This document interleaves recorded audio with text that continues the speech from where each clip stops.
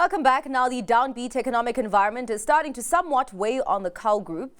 During the interim period, the group reported a 0.2% slip in revenue, but its bottom line remains strong, with headline earnings per share up 7.3% to just over 408 cents. Joining me now is the company's CEO, Walsh. Thank you so much for your time, Sean. Let's actually start off with that top line that was flat.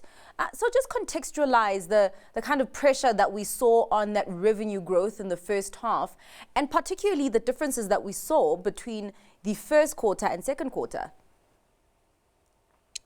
Yes, Sonati. So what we experienced is deflation in the fertilizer categories, which obviously put pressure on the total sales value for the period.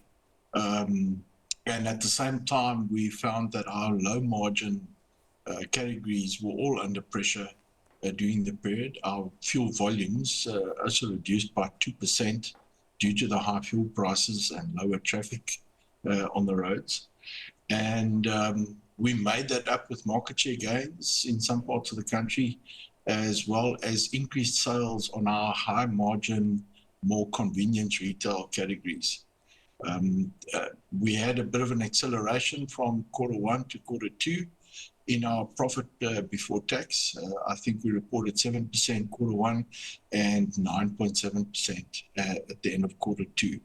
Well, I actually want to talk about the effect of inflation on the company, because there are some parts where it seems that it's beneficial, but some parts where it's not.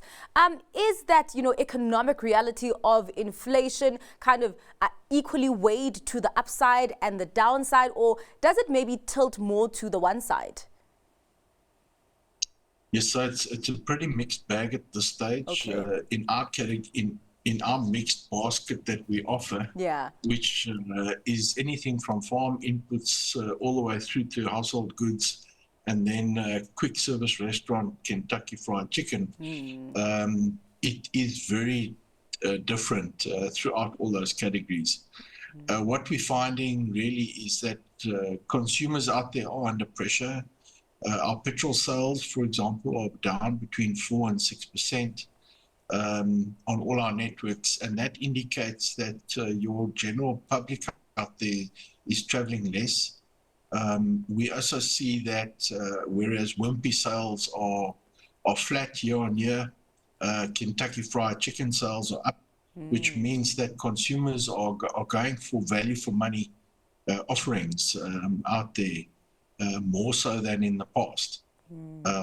And obviously the pressures on the farmers remain, but fortunately I think with deflation coming through on the agri input categories, it will be about 3 to 4% overall deflation for the agri side. Yeah, Sean, you spoke about margin pressure, and I'm just wondering, is this something that has to be worked out of the system by a better macroeconomic environment, or is there muscle that you are building within your operations? Yes, so what we're doing is that to get the basics to be done better, you need to invest into systems. And we started a number of years ago to invest into supply chain systems around stock management, pricing management, replenishment, assortment management, etc. That is all being done digitally nowadays throughout our major agri-marks and most of our TFC network. And that puts one in ability to react to small changes within the marketplaces, extract additional margin, even if it's small. It counts when you're a big player. I mean, we're doing 6 million transactions a month, so if we could make an extra 50 cents per transaction, it's good money. So everything's very sensitive and very important to drive. But without digitization, that would just not be possible. Our operations have got too complex for that. Yeah. Well, let's talk about, obviously there are a number of challenges, including now the El Nino weather conditions. And of course, the headwinds of that have spread to different economic pockets. Is this a major concern for the agricultural division? Yes, so fortunately for us, over the last 10 years, we've invested mainly in water-intensive areas, which are reliant on dam systems and river systems, and therefore were less affected by the El Nino effect during this last year. The effect has mainly been felt in the central Free State and northwest areas where there is a rain-fed grain production. Now, what we expect to happen is the last time we had El Nino was around 2015, 16, and the year or the 6 months post El Nino, because we're already moving now to La Nina again. In those post 6 months, the Western Cape received lower rainfall than the year before. But what is interesting is that that year before was always a good year. So 2015 was a good year. 2016 slightly less, and it seems to be the same this year.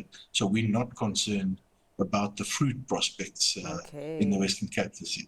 All right. Well, just as we wrap up the conversation, of course, other challenges, including the major structural challenges of load shedding and also the logistics headwinds. How is that filtering through to your business at the moment? So fortunately, with the lower load shedding, we've been able to reduce expenditure on that. We've also spent in the last year over 20 million on alternative energy installations at our business units. We've installed power saving devices, etc.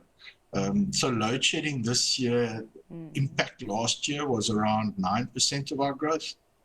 This year, we are probably experiencing about half of that. And for the year to date, only around 22 million spent on load shedding.